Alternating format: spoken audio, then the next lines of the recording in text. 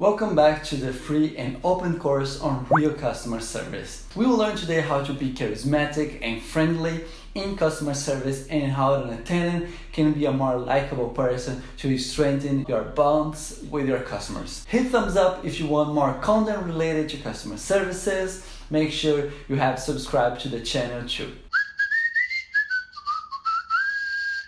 Hello there everyone! In our day-to-day customer service, both on the consumer side and at the counter, it's clear that people rather talk to pleasant, kind and friendly people.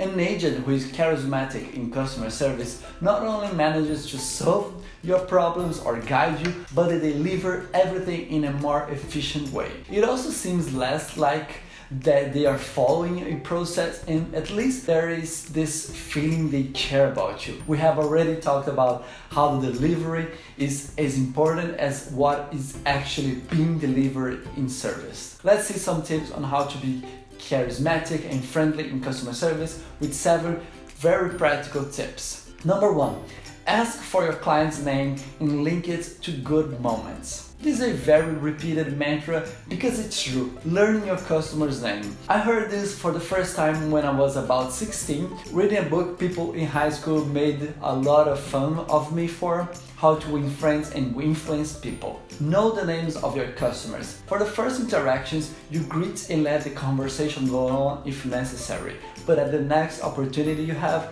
ask your client's name. For me, it doesn't sound natural. Hello, good morning, what's your name and how can I help you? Because it's clearly the script demanding you to ask the client's name, and it shows. To continue to call me Mr. Chagas throughout the interaction also doesn't sound approachable. Although I understand many companies will want to be extra careful when they deal with a diverse set of customers such as phone carriers, I hope you have more flexibility. Greet the person in your normal tone of voice, showing openness, let the person explain and then ask for their name. There's a book called The Charisma Myth in which the author talks about you waiting to speak the name of the person when you can show more enthusiasm. A great myth is that you have to be always on high energy. In my test, it worked. I say, good morning, are you doing alright today?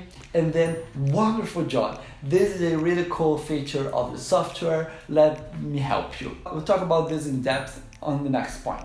Number 2, use intonation at the right time. One of the main takeaways in the book The Charisma Myth is precisely about the person who is always excited with energy at 100. This gives a feeling of being fake. Remember, you should help the other person to read your behaviors. If you are always energetic, the person won't be able to tell when you are being serious, when it's something that cheers you up, when you're just poking fun. It may be a characteristic of yours. We all have that friend that is always too high energy, but we learn over time to understand them and their nuances. It doesn't happen in just one interaction. Take your moment.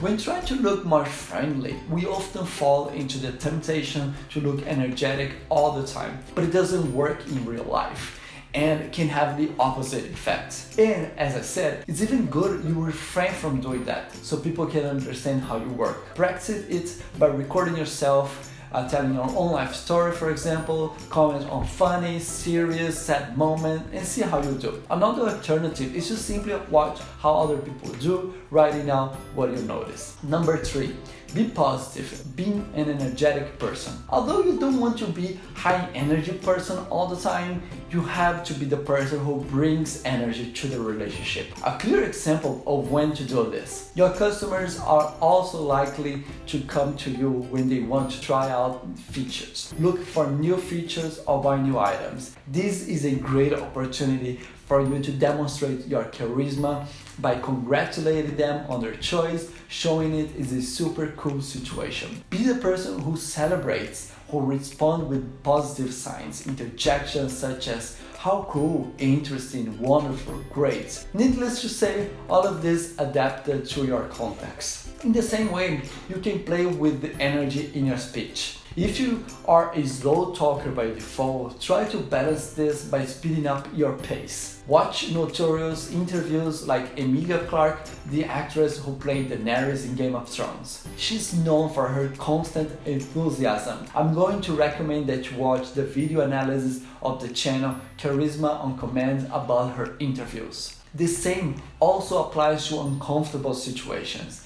Acting as if you already knew the customer is guilty, asking only questions, for example, regarding whether the product was misused, if it's under warranty, these things. Try to rephrase them so you get the necessary information without it seeming that the customer must incriminate themselves. It's worth noting I'm giving several communication tips here, but there are companies that already have it very limited.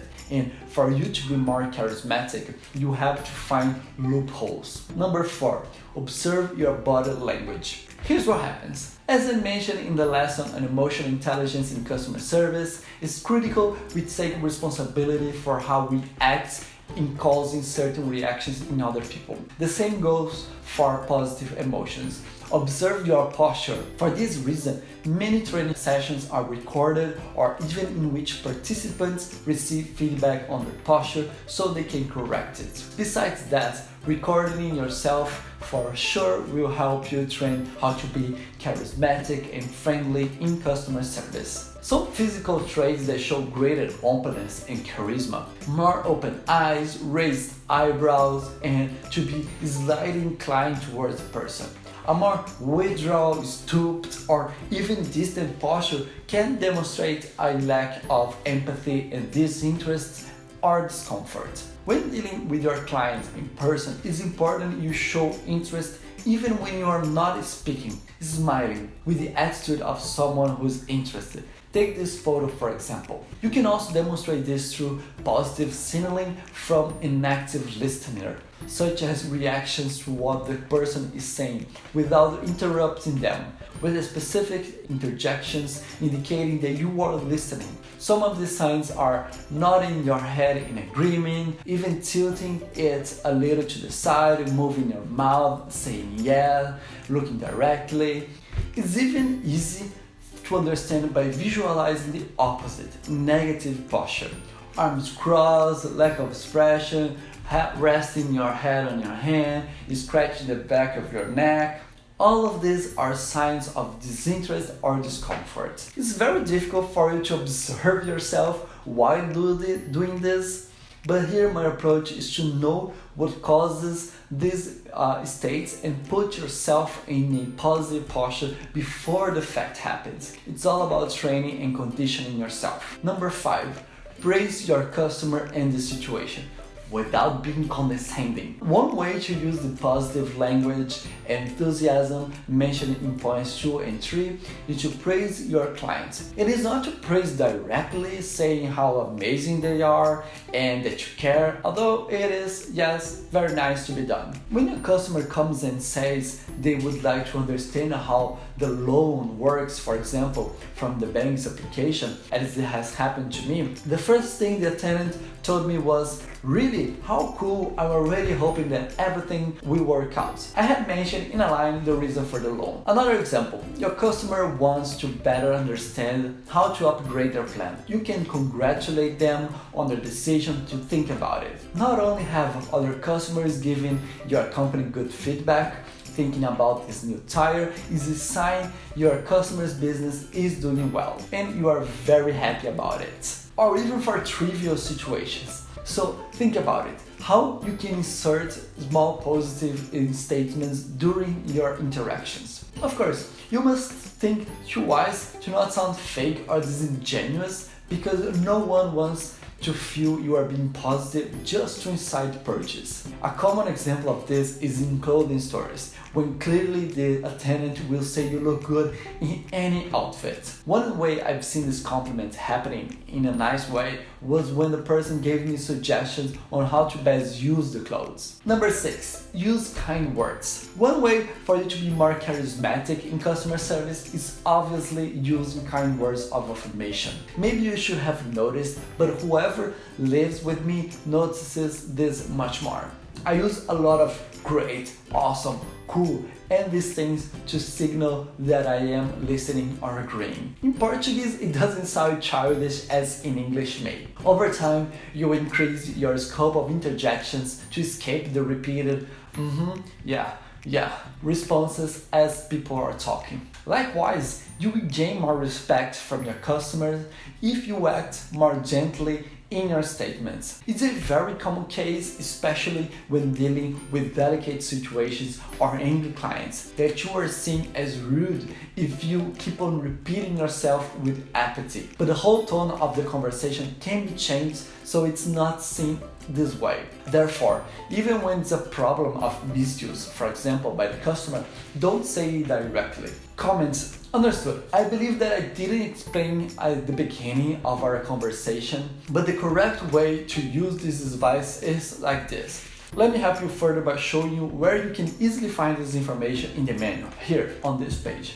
Then you come back and add another very common case is, and you comment on another very common mistake made by users. You can finish by asking, do you have any more questions about this advice? I'm here to help you. Did you notice? Instead of stating in advance that the client had misused it, I informed them the correct way. I tried to help by giving additional tips and was still open to more questions instead of declaring the case solved. It's a similar case when we say, unfortunately, that is not possible. A better way to say it would be, what can I do is. This is positive in language. 7. Be proactive. As in the previous example, I mentioned that you complement your answer with other facts. It will be very advantageous for your relationship to anticipate, show other paths, and give options. In these cases, including mentioning the pros and cons of each alternative, you'll be perceived as more useful. By doing this in a positive way, you gain more confidence from your customer and can be perceived as more charismatic as well. Elaborate in the previous case. If the client has a problem, you must solve what is at hand and try to get ahead of possible future problems, including mentioning others that have happened. If you work with software, for example, and an update came with a bug, you can say they have already received feedback about another problem. Mention they are fixing it and that the update should be out soon. If your customer is waiting for pizza delivery and for some reason you believe it will be delayed, you can send a notification to your customers, call customers with the largest orders or all if possible, reporting what is happening and giving a new time estimation. If you work with projects and deadlines, getting ahead of deadlines, possible problems, and also doubts that people may have is a good practice. All of this is for you to communicate with your customer before they get angry or frustrated. It will not necessarily contribute to you being seen as more charismatic, but it will help to avoid future frustrations. And yes, it can have a positive effect on your customer of your good intentions. Great! Here were 7 tips on how you can be more charismatic in customer service in your day-to-day. This lesson was less based on hardcore facts because I covered many topics, and also my intention was to be lighter and comment on some of my experiences. Anyway, several links have been published and you can find them in the original article on my website. To learn how to be charismatic and friendly in customer service is not something that has any prerequisites, in my opinion, but goodwill and perceiving the need for it. You can be an introvert or a more empathetic person and still show sympathy. The point is to understand what your client needs you to do for you both to achieve your goals. Better than that, just watch that. To recap what we saw in this lesson. We saw 7 tips on how to be charismatic and friendly in customer service. This is about asking for a client's name and using intonation at the right time in the right way. Be positive and bring energy to the conversation, such as uplifting your customer and using kind words. We saw it's pertinent to observe your body posture to correct behaviors that go against your own goals and to improve over time, and also on how to be proactive in helping your customer with, I hope, clear examples of how to do this. How about that? In the next and last lesson of our Real Customer Service Open course, we'll talk about customer service efficiency and how you can keep your operation consistent over time. After all, there is little point in getting better the next day, but going back to old habits the following week, right? Make sure you are subscribed to my channel to follow the lessons, like this content if you think it can help you, and share it with your colleagues and coworkers. Always look both ways. See you in the future.